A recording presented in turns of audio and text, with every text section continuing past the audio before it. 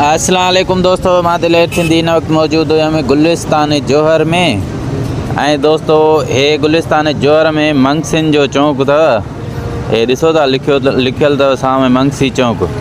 ऐं माशाल्लाह हिते मंगसी जाम वेठा आहिनि।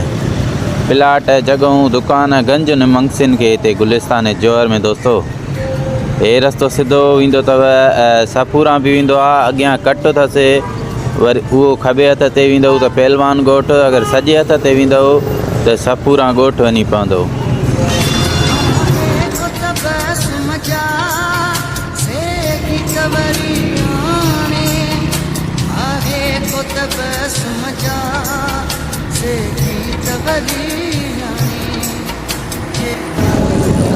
हे दोस्तों आॾो ई थोरो ईंदव त हे अथव सिंधू चौक बि आहे हिते ई।